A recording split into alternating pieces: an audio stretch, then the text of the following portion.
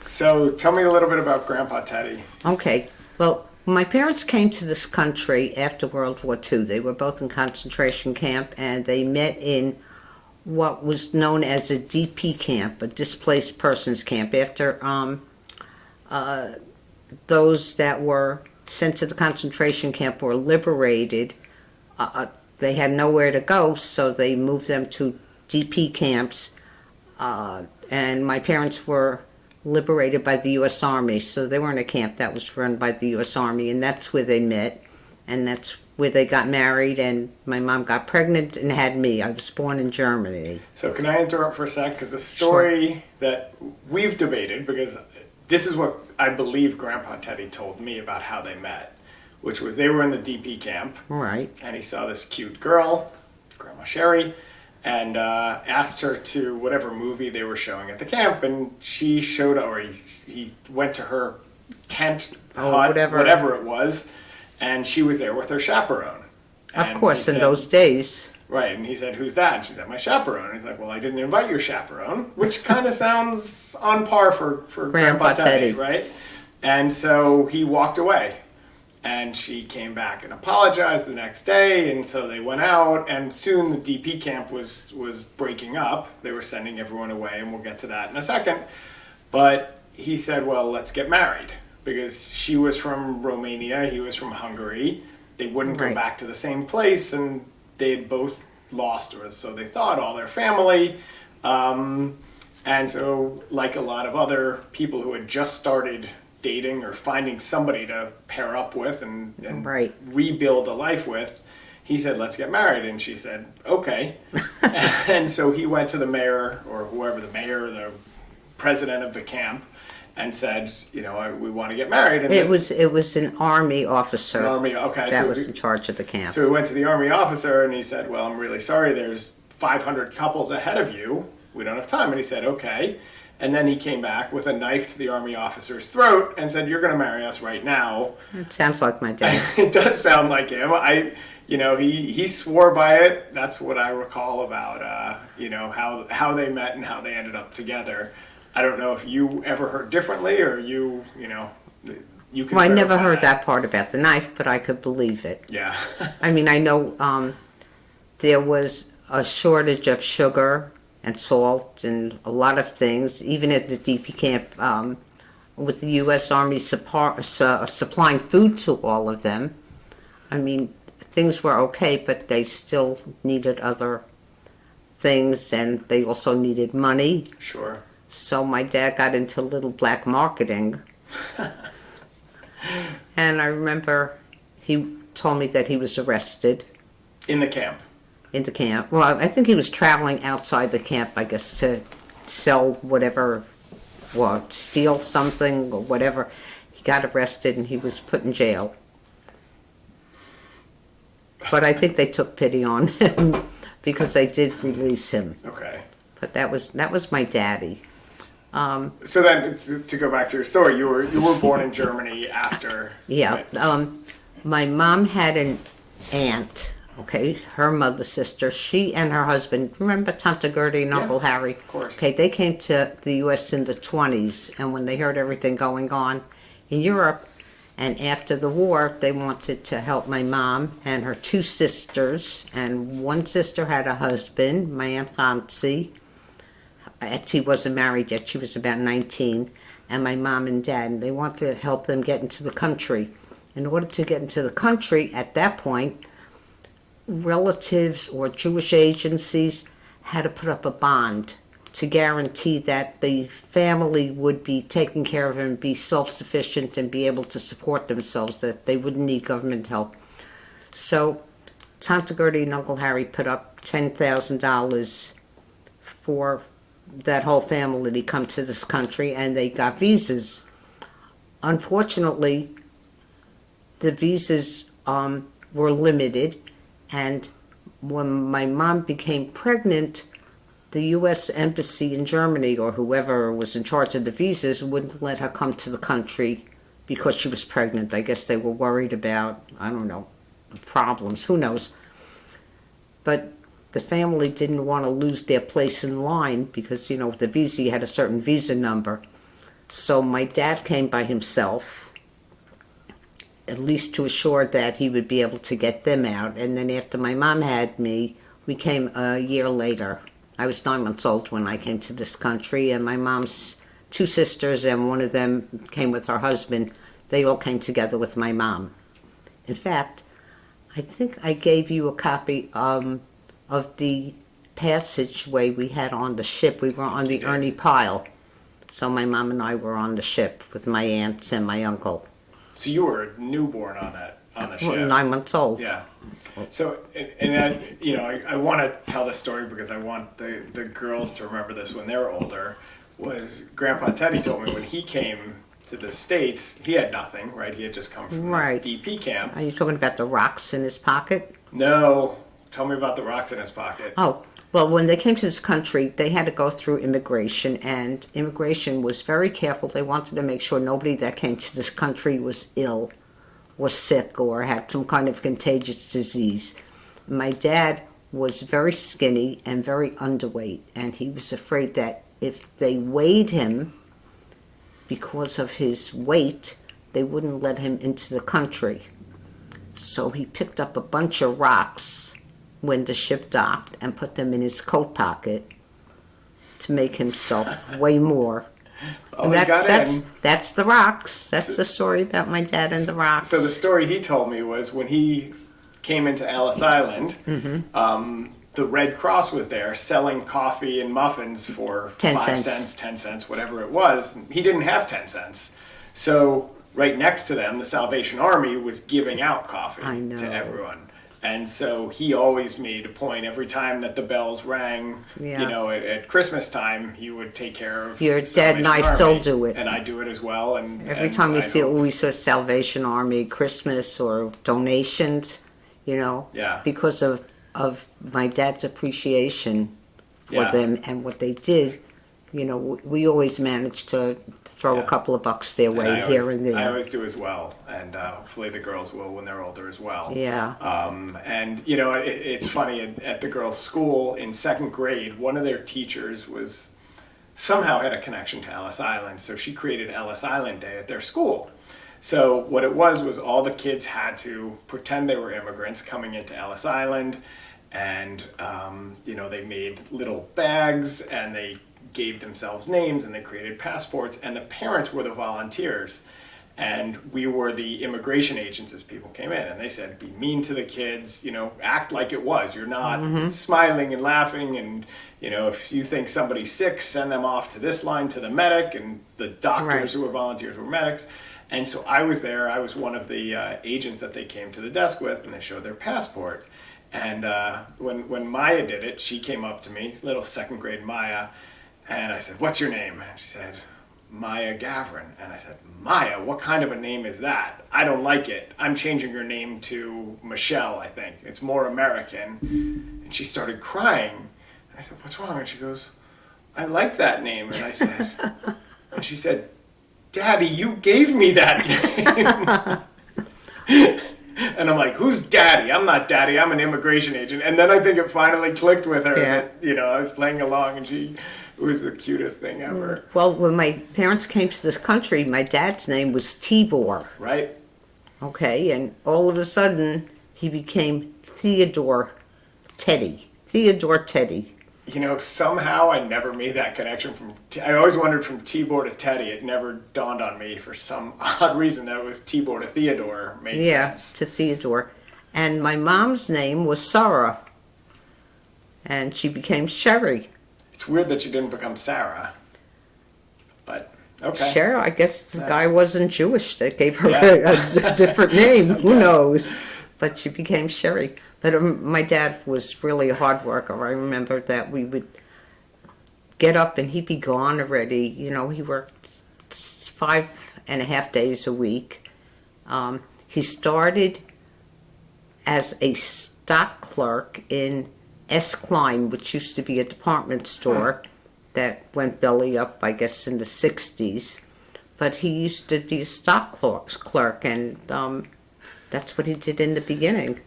And then somehow he got a job with an electrical firm, and he learned how to do a lot of electrical work, and that's how he became an electrician. Eventually, he had his own business, but I mean, he really worked hard. Yeah. My So poor dad. So he wasn't trained as an electrician before he came here? Correct. I did not know that. Okay. Correct. Yes, he was not trained as an electrician, but somehow he fell into it, and he was, very bright and a quick study. And after quite a few years, he got his master's electrician license, which was a big deal. At that, you had to take tests and pass them, and then he eventually opened his own business. Yeah. But he used to take me fishing with him. I used to go, when we lived in Brooklyn, I used to go fishing in Sheepshead Bay. Okay. All right, we had like a load of party boats that would go out, off Long Island or off New Jersey. And he would go, I guess the boats would leave about 7, so my dad would leave about 4:30 in the morning to get a good spot on the boat, because there were some spots that were better than others. And my mom would take me to sometimes the train station or sometimes to the trolley that would go from our house all the way down to Sheepshead Bay. Wow. And I was little. I was maybe 7, 8 years old. She would put me on by myself. But again, in those days, things were safer. Right.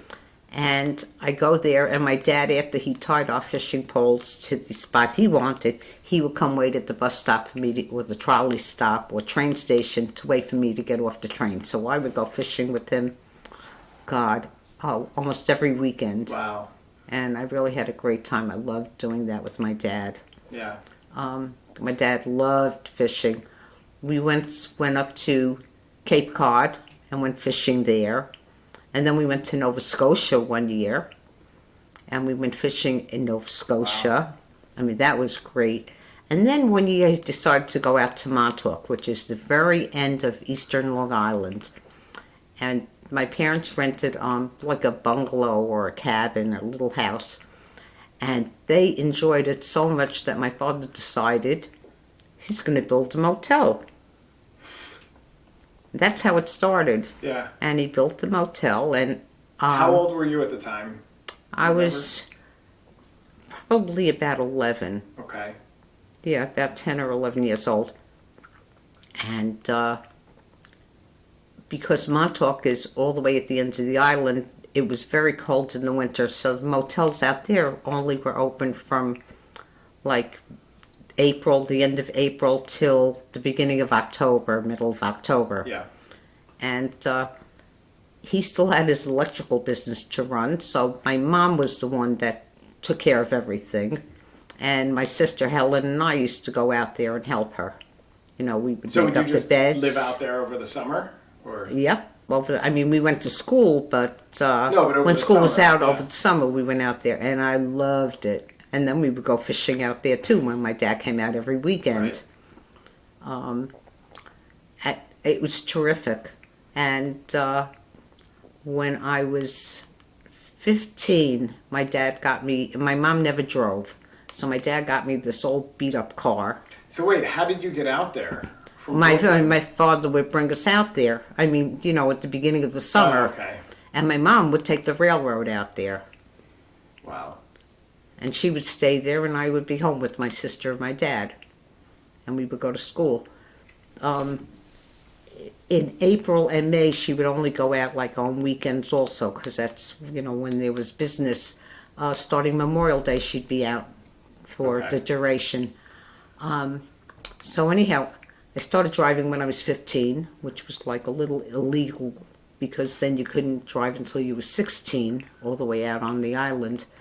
So my dad would get me these beat-up old cars every year. Get an old jalopy to drive. He would get it for me at the beginning of the summer, and the end of the summer, I don't know, he disposed of it, and next year I got a new old car. So Helen would help my mom with the motel, and I got a job in the supermarket. So that's where I worked during the week. I was a cashier at a supermarket. But then they didn't have the scanners and the computers, You had to know the price on everything. And I knew prices on every single vegetable and every can.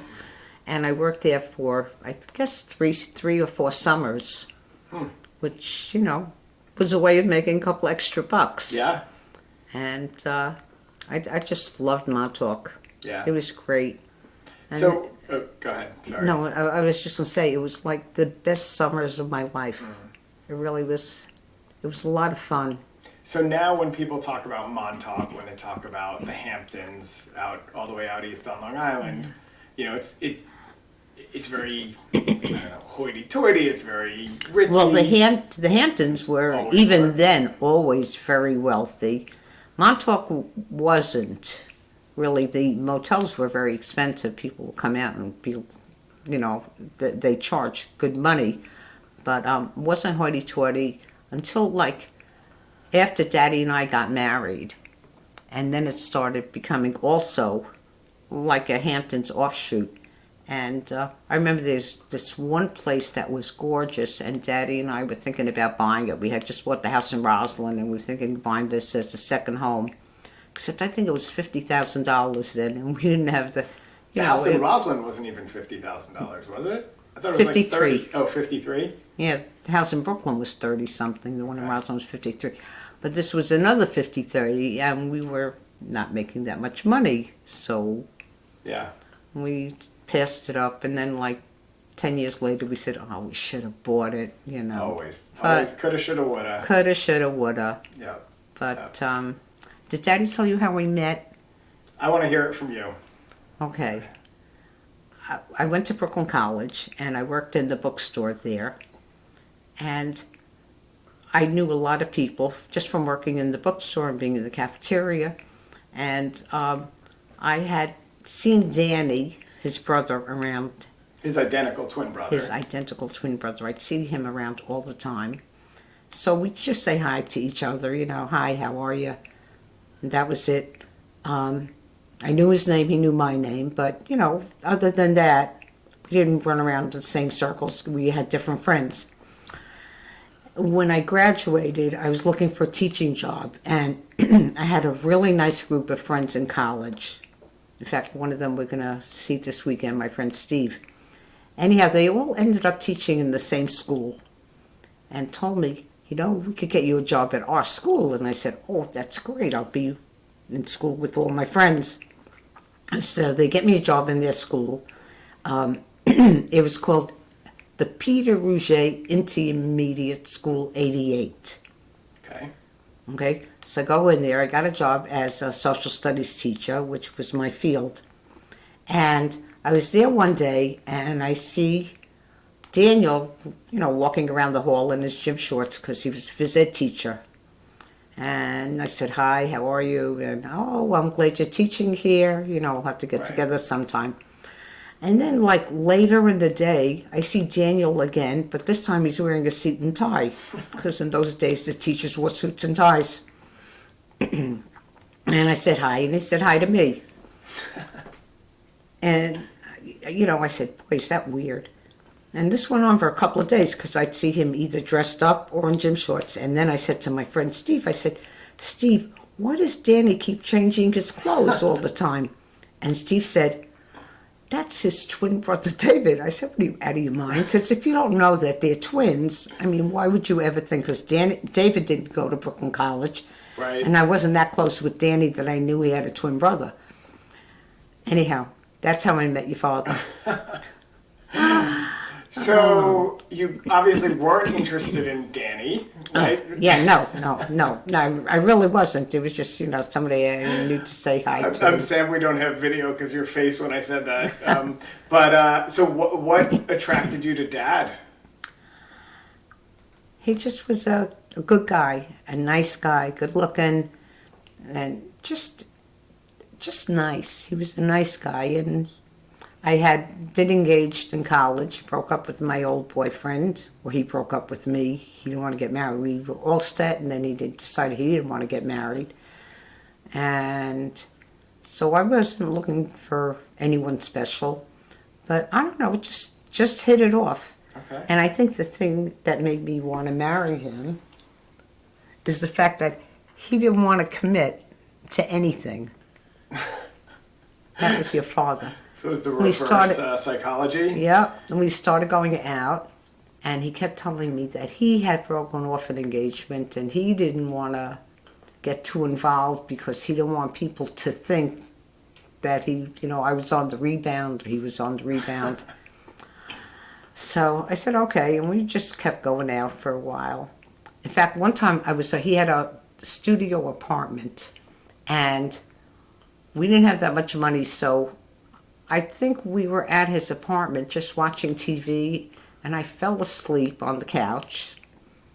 And the next thing I know, and we weren't doing anything. I'm not saying it because we didn't, but we really didn't do anything. I fell asleep on the couch, and I look at my watch, and it was like 1 a.m. I said, oh my God, David, you better take me home. I was living with my parents, and he said, okay, just another 10 minutes. And of course he fell asleep again. You know your father. Of course. He's always been like that? Sometimes. Okay.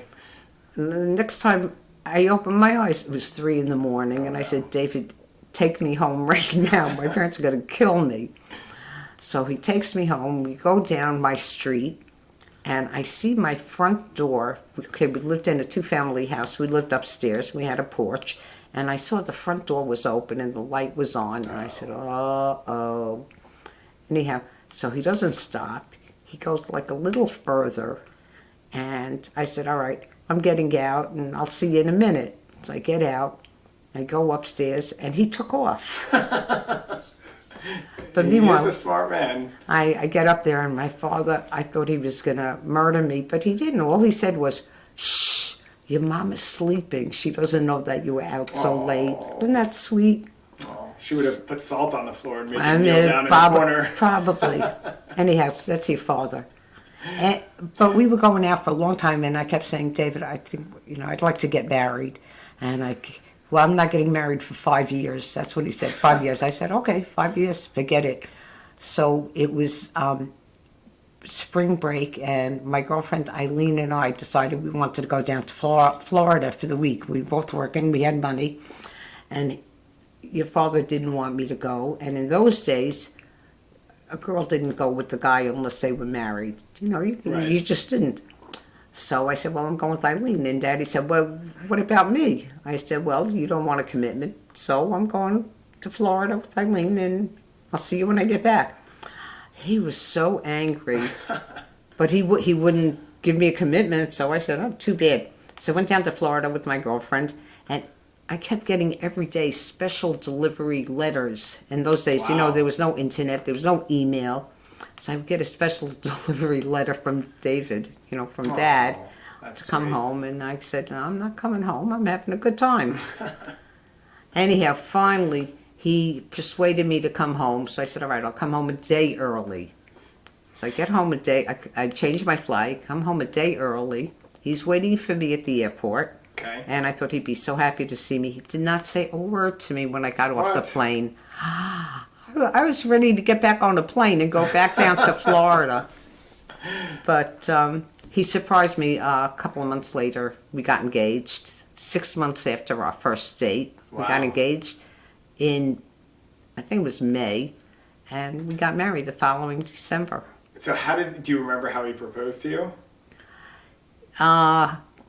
I think we were at Danny and Natalie's house. That was Danny's first wife, and I think my ring was in a glass of something, a drink or something, and right? There you go. And there you go. See, if I hadn't gone to Florida, we'd still be waiting.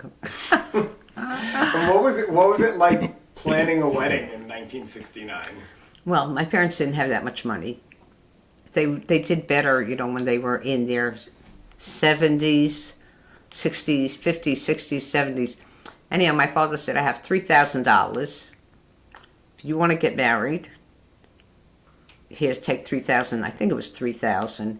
He said, well, you could take the $3,000 in the elope. Whatever you want to do. $3,000 is yours. Okay.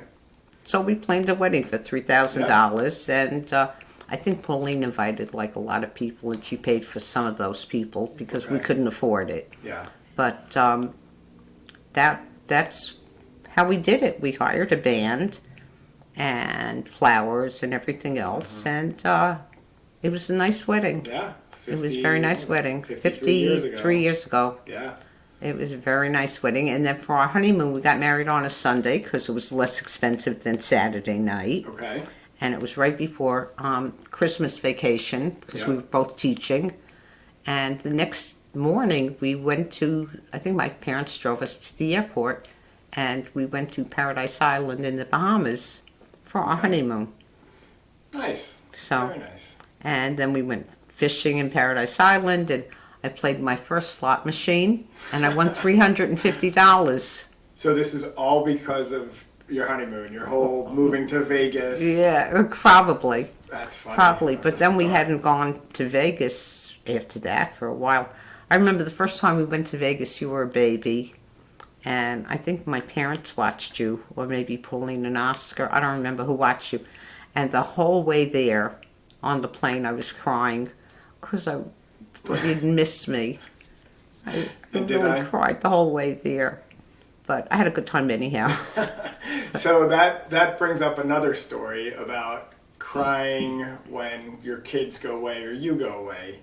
So we would go to sleepaway camp. Right? Oh, yeah. So I remember we were, maybe I had outgrown it by then, and Jenny was still going. And we put her on the bus, and she cried. But you didn't. No, but I pretended to. I wanted her to think I was sad. Every time she got on the bus to sleepaway camp for 8 weeks, she would cry her heart out. And I would stand there waving and crying, pretending to wipe my eyes because I didn't want her to see how happy I was that I was getting a break. But then one time we came home and our neighbors were out in the street. Oh, yes. So what happened there? We come home. After we dropped Jenny off at the bus, she went on a bus. I think you went to a different camp and there was no bus, or I don't remember what it was. Anyhow, we come home and we see our friend Fern standing on the sidewalk across the street crying her heart out. I said, Fern, what's the matter? She said, the kids are going to day camp for the first time. I said, they're going to be home in 6 hours. Why are you crying? I say, wait till they go away for a whole summer, then you'll cry. But, unbelievable. But, before you kids went to sleepaway camp, I had friends around the corner. Fran, do you remember she had a son? I forgot his name. Danny, I think. I don't know, lived around the corner. Anyhow, she used to be so happy when he was going to sleepaway camp. And you kids were a little younger, and I'd say, how could parents be so happy to see their kids go away? I said, I could never be like that until that first summer, yeah. And then I said, I get a break. But so what was it like raising Jenny and I? Well, that pause tells you everything. Well, no. You were a good baby. You were like a gift from God, It's a Yiddish expression, but it says Zisa Neshama. You had a good heart, a good soul. You were always a good baby. You'd go to bed. I mean, you really were a good kid. Your sister, on the other hand, was tough. I always wanted 3 kids, not 2, 3. But after Jenny, I said, I don't think I could handle another one. But she was cute. She was a cute kid, and you were such a good brother.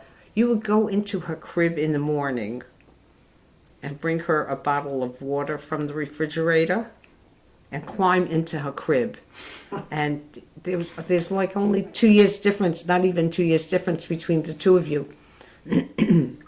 You climb in and bring her water. Sometimes you bring her an apple, even if she couldn't eat it. And you'd just stay there with her, and I'd be able to sleep a little longer until I heard, help, help. Because you couldn't climb out. You could climb in, you couldn't climb out. Okay. So that was that was very sweet of you. I remember changing the two of you on the floor. I'd lay you on the carpet right next to each other and change one diaper, change the other diaper. But it was good. You were, even though Jenny was a tough kid, it was nice watching you two grow up together. Yeah. Until you guys got older. And then Jenny used to tease you mercilessly. And I remember I would get phone calls at work, and Jenny would be crying. She'd call me on the phone crying, "Mommy, Andrew hit me." And I'd say, "And what did you do?" And she'd say, "Nothing." Meanwhile, I knew. But she always looked up to you, because she once told me some kids were bothering her in school, and she told them, "My brother's going to beat you up." So, you know, she had faith in you. Oh. Despite everything, Yeah. she had faith in you. And I used to get these nice letters from you at sleepaway camp. You'd say, "I'm having so much fun, but Jenny is so sad. Please send her something. You don't have to send me anything, but you have to send her something because she's so sad." So you're a good big brother. Not always, but sometimes. No, you are. I remember one of my favorite stories is Uncle Dan was visiting, and I was reading a book, lying on my stomach in the living room, and Jenny's sitting on my back, pulling my hair, wanting my attention, wanting to play with me, and I ignored her, and finally I just turned around and walloped her, and started crying, and runs into the kitchen. "Mom, Andy hit me for no reason." Yeah, for no reason. Hit him.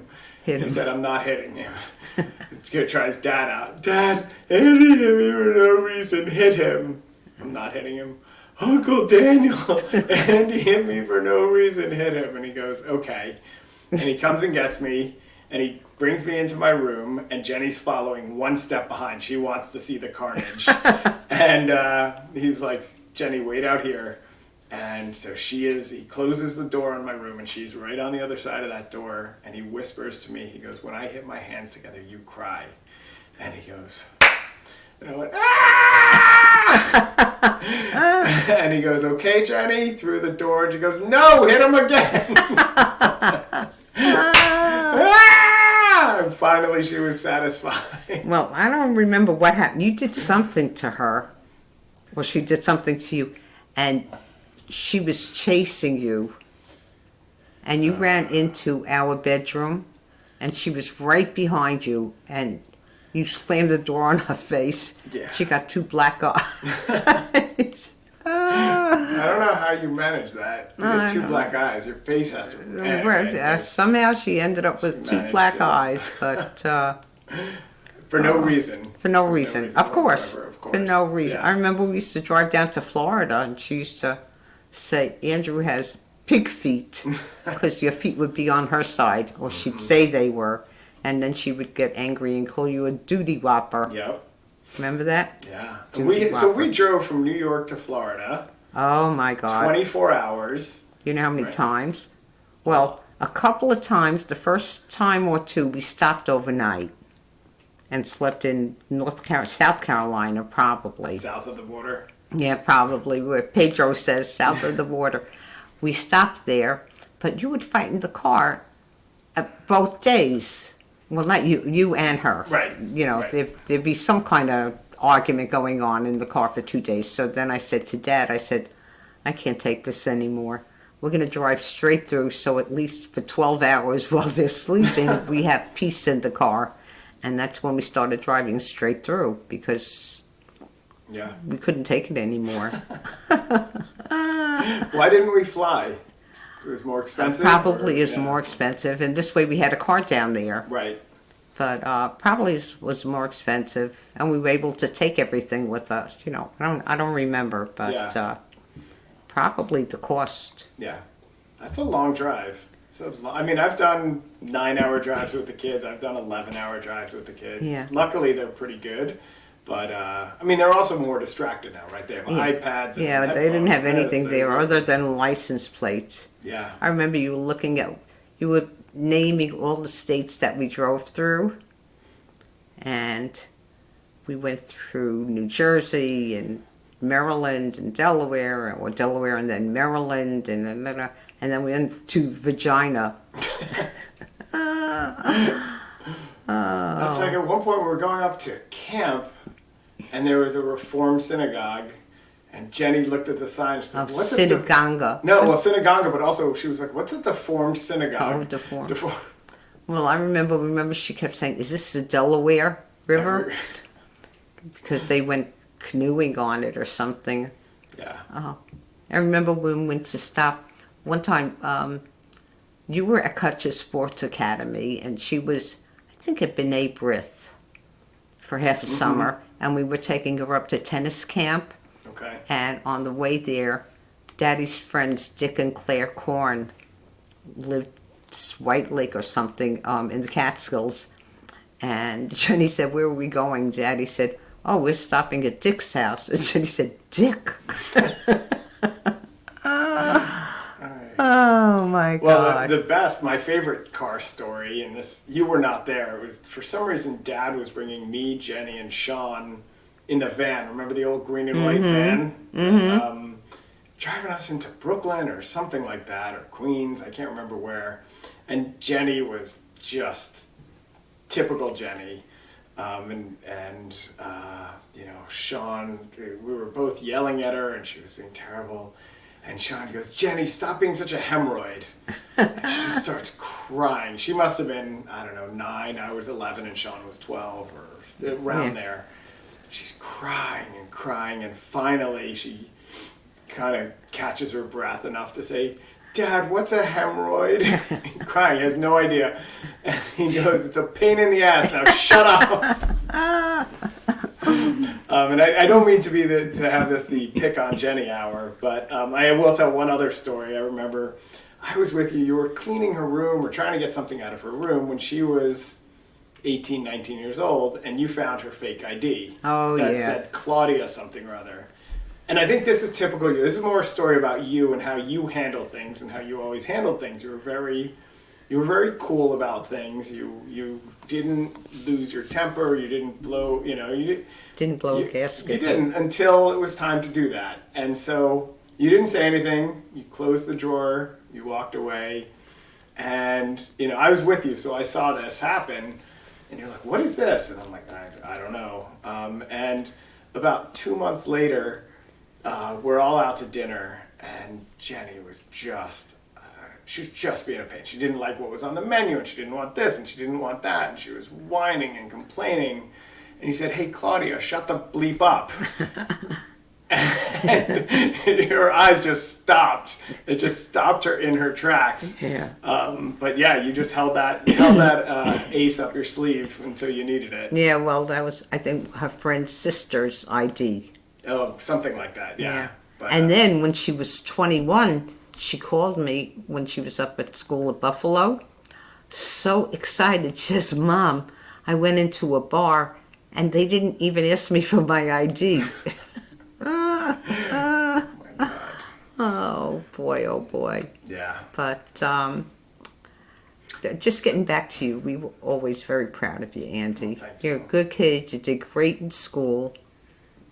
Even though I told the kids today about your math region that you didn't study for, and you got a 98 or a 99 on it. The one you never studied for. Had you nothing blew to that do. one. It was a careless mistake. It was not my lack of studying. I know. But I was always so proud of you. You. You really did good. And I was proud of when you went to Cornell. I remember you had a wall with Taco Bell cups all over the wall. Yeah. And you had gained a lot of weight that year, too. I gained a lot of weight. I was up to 260 pounds. Were you really? Yeah. That was a lot. Yeah, it was pretty gross. But I remember Jenny called me once. She said, "Mommy, Andy called me and wanted to know if beer is kosher for Passover." And then one time you called me Passover and said, I guess there was a guy with a food cart, an Italian. Yeah. And you were so proud of yourself. You told me you had something on matzah there. And a cheeseburger, like a bacon cheeseburger on matzah. Yeah, not on a bun. And then I remember one time I was at work in Great Neck, and you called me, and you had a car, and you were in a parking lot, and you said you can't move your car because it was skidding on the ice. Mm-hmm. And you said, "What should I do?" I said, "Oh, what do you want me to drive up there?" I said, "You have a credit card, call a car company, a tow company or something." And then you called me back later that you had friends that pushed you off the ice. Yeah. But said, I can't believe he's calling me because he's stuck on the ice. What am I supposed to do? I was asking for advice. You're always giving me good advice. Yeah, cool. And actually, so use the credit card. So one piece of good advice you had given me was when I was 17 or 18. You said if you're ever drinking or doing drugs or whatever, anything like that, Yes. I don't want you driving. And I was at a party with friends. You said, call me, you will not be in trouble. I will come pick you up. And you were true to your word. And that is, this is 30 years later. I didn't drink much in high school, frankly. I probably drank 2 or 3 times ever in high school. Never did drugs. It just never appealed to me. The Nancy Reagan, dare to keep your kids off drugs. That really hit home with me. And so one time I was at a party drinking, and my friends were probably smoking pot or doing whatever. And it was time to go home, and I'm like, I'm not getting in the car with you. And I'm like, I'm gonna call my mom. And everyone's like, are you out of your bleeping mind? There's no way. And I'm like, nope, I'm calling her. And I called you, and no questions asked. You picked me up and dropped me off at home, and you said you were proud of me, right? Even though I had done something that was illegal, I shouldn't have done. I shouldn't be drinking at 17 or 18.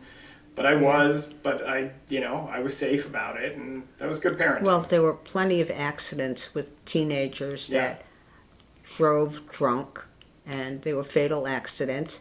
And even if it wasn't an accident, but and it wasn't your fault, but you had alcohol on your breath, you would get in trouble. And I just felt, I trusted you. I trusted your sister. I told her the same thing. I said, just call me. I won't get angry. I just don't want you to have an accident, God forbid.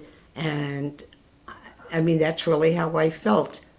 Plus with, I don't remember if I told you, I know I told your sister, just let me know what time you're going to be home. And if you can't be home, if you say you're going to be home at 1 and somehow you end up stuck, just call me. I don't care what time you call me. Just let me know you're going to be home later so I don't worry. Yeah. That's... Because I had faith in both of you. Yeah.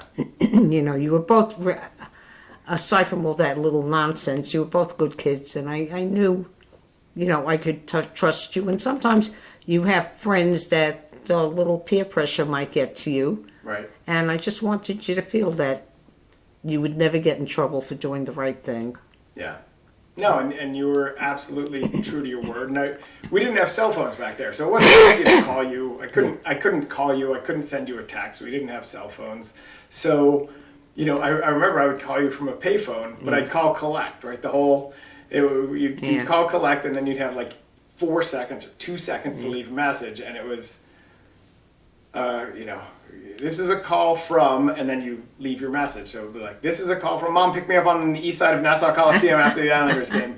Because I didn't want to pay the $1.50, Don't live. When I was a kid, I used to go away. Well, not a kid, I guess I was older then. But we also didn't have cell phones, and my mom always wanted to know if I got there safely, wherever I was going. So I used to call collect and ask for myself. We did that too. Yeah. I used to play the game. Yeah, play the game, just so she knew that I was You were okay. Yeah. But that's how we did it. Today, it's much different. Of course. Yeah. Fortunately, it's much different. But yeah. So that episode I talked about with the driving and the picking me up when I was drinking really stuck with me. Right. That's one of the big lessons in my life. I hope you like that with your kids too. I've already told them that story about 10 times. Oh, okay. And that was a big lesson. That was a big moment in my life. Another one was when I was talking to Dad. I talked about this when I was a teaching assistant. My first day went horribly wrong. I was very shy, and it didn't go well. And it really helped me come out of my shell in who I was, because I think I was a pretty shy kid. Yes, you were. And I'm not a very shy adult. And it was really that moment that impacted my life a lot. For you, can you think of, were there any things in your life that made you kind of who you are, whether it was childhood or college or adult? Well, a couple of things. One, when I was growing up and I knew my parents were in concentration camp, and my dad never talked about it. never. We just knew not to ask him. My mom was very open, and she would answer all my questions. I was very curious, and she told me how when she was in the camps, they had no food, very little food, and they would work in the fields, and every once in a while she would dig up a frozen potato and hide it, and that's what they would eat. They were always cold, and somehow she managed to have a sweater with her. And there was another woman in there that she was very friendly with, and she said what she did was she took one of the sleeves off the sweater and used it like for a head covering to keep her head warm, and the other sleeve she gave to this other woman that she was friendly with. And I mean, she told me stories that were really heartbreaking, and I don't know how they kept their faith. I don't know how they kept their Judaism after all that. And I just seeing how my parents were, I think it just made me a more compassionate person. I really do. I did like a lot of stupid things, but I mean, nothing dangerous or criminal. Not I did dumb things, but I always managed to try not to hurt my parents. Right. Because they went through so much, and I never had the heart to make them disappointed in me. Yeah. That to me, I never wanted them to look at me and be unhappy with whatever choices I made. Yeah. And I think that's what made me work hard and be a good student. I was always a good student, always got good grades. So that's part of it. And I saw how hard they worked. I mean, they had, when they came to this country, like we said earlier, they had no money. And I remember when my mother never worked until my parents had the motel, and then she worked at the motel. But my dad worked hard, and I think he was like a little, not loose with the money, but I don't think he was as careful as he should have been with the money. And I remember when they bought the house in Brooklyn, I think maybe they overextended. I remember my mom always used to go to the bank and talk to the guy if their mortgage payment was late. I mean, I remember quite a few times. I mean, they never got evicted or anything, or the bank never repossessed the house. But I remember how embarrassing it was, and I felt so bad for my mom. We didn't get new clothes all the time. She was very frugal because they didn't have the money, and I just felt so bad. I mean, I wish sometimes she would have bought something for herself instead of for me. And I think that was part of the reason I worked in the supermarket in Montauk, and I worked in college. Not the college cost, it was pretty much free other than certain fees, but I didn't want to have to ask my mom for money if I wanted to buy clothes or anything. Because she always took care of us first. I remember every year we would get 2 pair of shoes, one right before Rosh Hashanah and one before Passover. Okay. And that would be it. Yeah. So I think part of it really made me very compassionate. And even though we talk about Jenny, I love her so much, and I'm so thankful that I have 2 good kids. And the one good thing I'm happy about is that you guys got to know my parents. Yeah. I never knew my grandparents, and I was always jealous of friends that had grandparents that would come over and visit them and bring them presents, that kind of stuff. Yeah. And never knew them, and I'm just so glad that my parents got to see you and Jenny grow up. Yeah. Oh, and I mean, to me that is like the best gift that they could have had. Sure. That they just saw you. I'm sorry they didn't see the grandkids, but hopefully they see them wherever they are now. But I'm just so thankful that they got to know you and you got to know them. To me, that's just wonderful. And I mean, so many memories etched into my head of times with them. Just walking into their house and smelling the challah that Grandma would make, and she'd make little ones for us. She'd make the big ones for the family, and then she'd make each of us an individual one. and the cookies. And the coffee cans. And also, yes. And also the peeling of the grapefruit. We would go down to Miami my and God, peel, like just painstakingly take all the skin off, and just you'd have the pulp of the grapefruit. And walking on that wall between the beach and the park in Miami down at Beach. Miami Beach, and chasing the pigeons. Oh my God, she loved you. My mom loved you so much. I mean, she loved Jenny too. I remember one night she said that you were in the crib there in their apartment, and she heard you screaming in the middle of the night, standing in the corner of the crib and pointing. She didn't know what the hell you were pointing at, and he kept going, pigeons, pigeons, pigeons. I said, oh, you must have been dreaming about feeding the pigeons, and that woke you up. But she loved. Yeah, those times were really, really great Oh times. my God, she loved you guys so much. Yeah. You brought a lot of pleasure to them. Grandpa too. Every time I'd come home from college, like, you get me a co-ed. You bring me home a co-ed. Oh yeah, my dad he was a hoot. He was funny And dirty jokes all the time. Uh-huh. Oh my God. And my mom never laughed until she got a little older. He would tell her dirty jokes all the time. I remember when Daddy and I got married. I don't know if you want your kids to hear this, That's but all right. he had a bunch of black and white porno movies. Okay. Okay, the old reel-to-reel one, the whatever they were.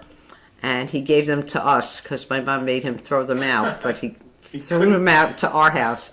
So every Friday night we'd have dirty movies at the Gavrins. Oh my God. This went on for like months. All our friends from where we worked would come over to our house and watch dirty movies, dirty black and white movies. Oh my goodness. I mean, no sound, just dirty. Just video porn. And then one day my dad said, I got a good deal.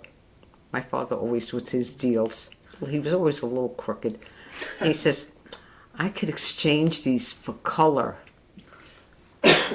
Sorry. So he took them all. But whoever he gave them to ripped them off, and he never got them back or colored ones back. Oh my God. Oh, but... And then one time, I always wanted to learn to play piano. Okay. But we could never afford a piano when I was growing up. Because my next door neighbor played piano, and I was very envious. And I was just talking, I wish I could play piano. So he comes home one day with this giant accordion that has the keys on the side. You could have been Weird Al. I could have been. He said, well, it's not really piano, but it fell off the truck in here. Meanwhile, I couldn't even lift it. I mean, I had to be maybe 10, 9, 10. I couldn't even lift the thing, not squeezing it or whatever. But that was my piano. I mean, it was amazing. You talked about how they didn't lose their faith in Judaism and their faith in humanity. I don't know if I could have been like that, but they loved this country. Yeah. Well, and the other thing, Grandpa didn't lose his sense of humor. And I know at the end of his life, and it was really hard, he had all those physical issues. Yeah. And, at the end of his life, he got gangrene in his legs, and they needed to amputate both his legs. Mm-hmm. And, I was out in Las Vegas with you when that happened. Remember. And I was visiting, I was with him in the hospital, and, he didn't really want to do it, but, he did it, and... I remember the doctor coming in, and I was in the room, and he goes, Doc, have you done this before? And he's like, yes, I've done this plenty of times. And he goes, because I just want to make sure you cut my legs evenly. I don't want to walk with a limp for the rest of my life. I mean, he's about to have his legs amputated, and he was so old and weak, he couldn't go under general anesthesia. So he was on local anesthesia as they were sawing off the bottom of his legs, and he's making jokes. Yeah. He comes out of recovery into the room and he goes, how do I look? And I'm like, I mean, I don't know how to answer that question. And he goes, well, I feel great. I just lost 30 pounds. I mean, it's amazing. The man, just his sense of humor. Oh, yes. It is unbelievable. He had, I don't remember if he went to a new doctor or a hospital for something after this. And the nurse was a moron. And she said, oh, yeah, what's your height and weight? or what's your weight and your height? And he says, with or without. Oh, God. Yeah, he was a character. And, one thing I wanted to ask about, you talked about from the DP camp, Yeah. his, Grandma Sherry's 3 sisters all survived. They were at a different camp. Yes. Somehow, I don't know the exact story. He went and found them, or he... Okay, what happened was, the Red Cross or the U.S. Army or somebody, they were taking the names of everybody in the DP camps, where they were, and Tante Gertie here also in the U.S., the one that got my parents the visas, she also saw lists of names. And somehow my parents, or my mom, found her sisters' names. She found 3 sisters' names that they were in a different camp. And they were alive, because she didn't know. She had left her home a couple of years right before the war. She was significantly older than her sisters. Yes, Yeah. yes. Okay, can I backtrack to a couple of Yeah, minutes? absolutely. Okay. My mother was born in 1914, right before World War I. Okay? Right after she was born, her father was conscripted into the army. Okay. So he didn't get back home until like 1919 or 1920, all right, after the war was over. So that's why she's that much older than her kids, because her mother had no Her kids for sisters, 5 right. years. Right. Okay? Gotcha. But anyhow, so she saw her sisters' names that they were in a different camp. Now, And do you know what concentration camp they were? it was in that paper I gave you. Okay. She was in Ravensbrück. My father got liberated from, I think it was Dachau. Okay, I think it was. Yeah, Okay. but I have... But her sisters were in a different camp. They were in a different camp. I don't know where they were.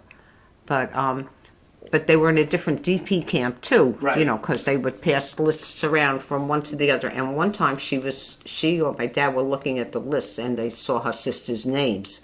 So she went to the commander of the camp she was in. He was an American officer. And she told him that her 3 sisters were alive, but they were in a different camp. And he was wonderful. He said, I'm going to send you in a Jeep to the other camp with Teddy and with a letter or a note or whatever, Right. and have your sisters brought here. And that's how they got reunited, Tom. Wow. And there was something about Teddy sneaking across borders of Oh, countries. yeah. Right.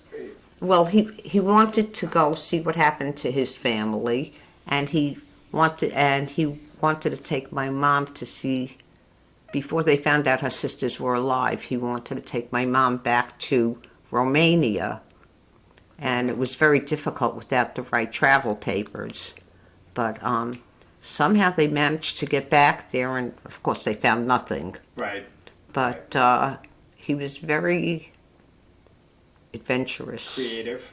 Adventurous is, I think, a better word. Yeah. But anyhow, so the American commandant or whatever he was there, he was the one that helped my Gotcha. mom bring her sisters back to Okay. the camp she was in, Gotcha. which was wonderful. Okay. And let me tell you, my dad loved this country. Yeah. He thought this country was wonderful. I mean, he really lived the American dream, right? He They did. They He came did. From They- nothing, And they worked hard.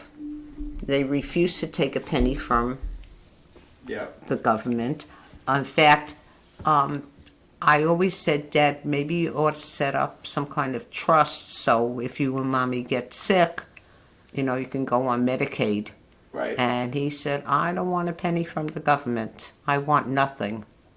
And, I mean, almost all their savings were finally depleted. I think Medicaid kicked in the last month my mom was in a nursing home. Until then, there was close to $300,000 that they had left, Yeah. or whatever it was. Right. And he refused to take it. Then after he passed away, we used all the money to take care of Mom. And the last month where she had nothing left, Medicaid kicked in for 1 month. Yeah. Because he was very proud. Yeah. And he didn't want to take anything from the government, but they love this country. In fact, he told me when he got off the boat, all over he saw signs that said for sale signs Right. or whatever. But he couldn't read English that well, and he thought it was for Sally, and he kept saying, "Who is Sally?" For Sally. Well, he could never spell applesauce or applesauce. He always Yeah, spelled it applesauce. applesauce. But it was delicious. Grandma always made Yeah. that with some plums in it as well. Yes, Gave yes. it its red color.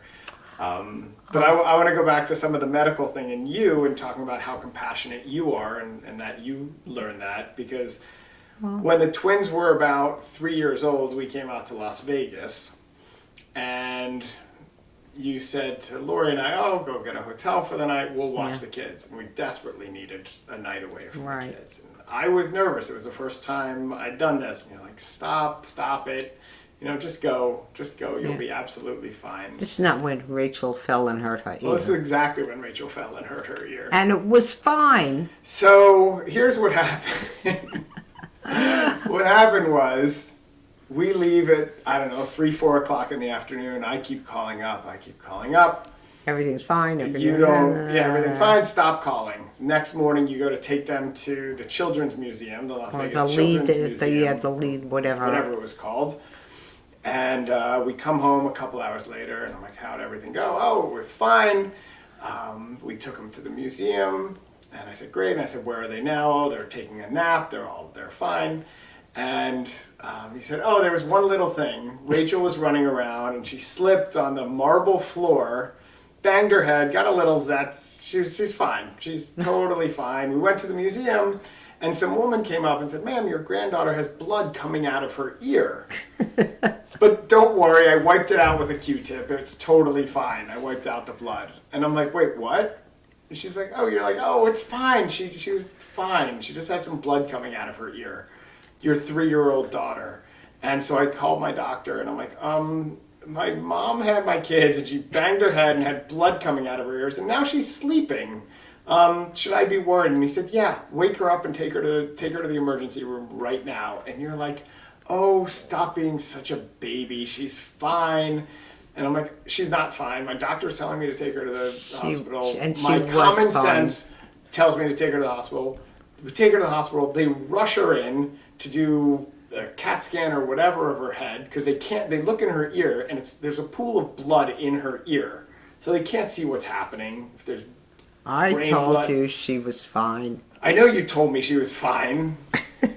But they had to do a CAT scan at the hospital. It turned out she had tubes in her ears, and one of them got dislodged. I told you that. You didn't know that. You had no reason to know. I said that it was this tiny tube. You said she was. I went with them when they got their ears checked. I said she'll be fine. I can't believe to this day you're justifying doing this. You know what? Let me tell you something. When she fell, she got up and was running around the rest of the day. She was fine that day. She was fine that night, Andrew. She didn't start bleeding until the next day. I can't believe you're justifying this. And it was a tube that got dislodged a little Yeah, bit. we were very lucky. We're very lucky that that's what happened. Okay. So, okay. Well, anyway, that was something that's going to haunt me for the rest of my life. Well, let's hope not. But so, tell me, what if the kids hear this 50 years from now? You're not going to be around. I might not be around. What do you want them to know? What do you want them to know about you? What lessons do you want? Like, what would you like to see when you're looking down on them? Mm-hmm. Not up What do you at want to them. see? Well, Who knows? Dad'll be one way, you'll be the other. We'll see which is which. Okay. What I would like to see, I would like them to see happy in their lives. I'd like them to see I'd like them to turn out to be good people, just like they are now. They're good kids. I'd like them to grow up the way they are, take joy in life, not let little things bother them, because I think about my parents and the hardships they went through, and they came out pretty normal. you know. I mean, there are other people that didn't, but they were pretty good, and they were good parents, and the kids have good parents, and I just want to see them happy in their lives and in their choices, and if there's something they're not happy with, they could change it, you know. They don't have to get stuck in a rut. I want them to remember me and Daddy, how much we loved them, and we would do anything for them.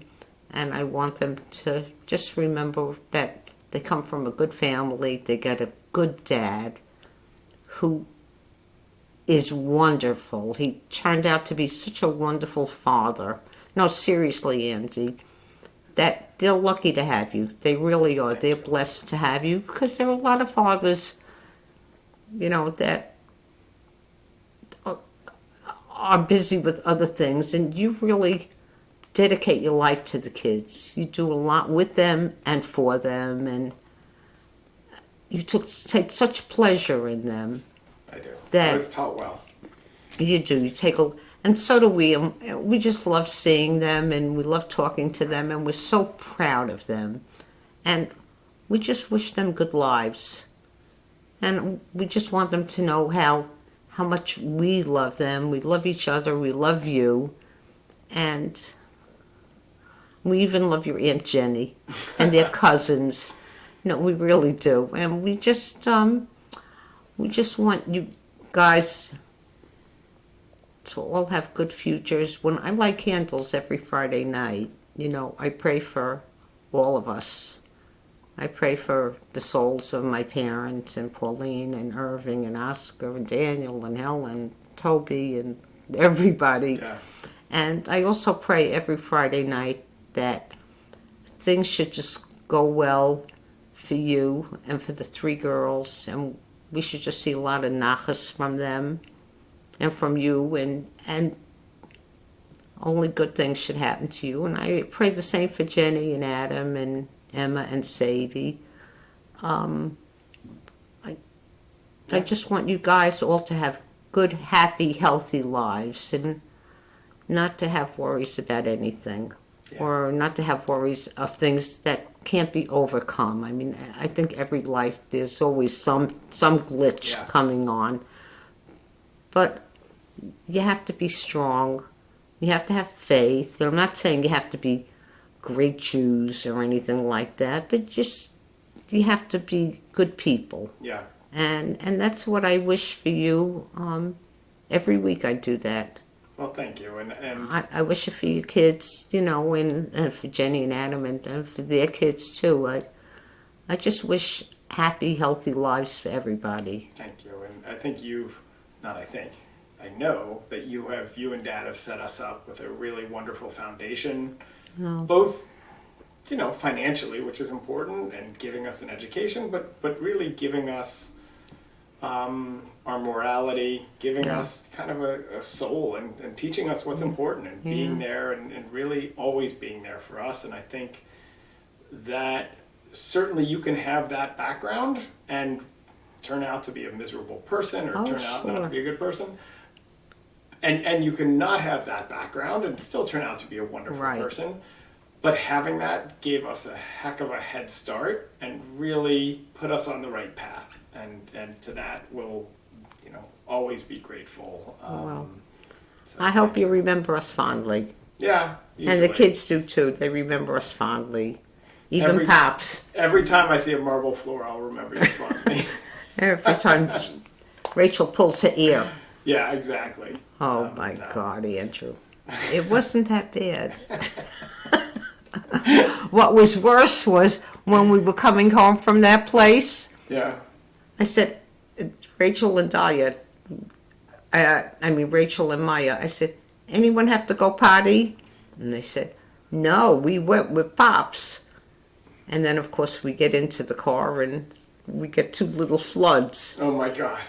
Dave said, didn't you take them to the bathroom? I said, no, I asked them, and they said they went with you. He said, and you believe them? That is a perfect way to end this. Thank you, Mom. I love you. I love you, and I love you girls. Thank you.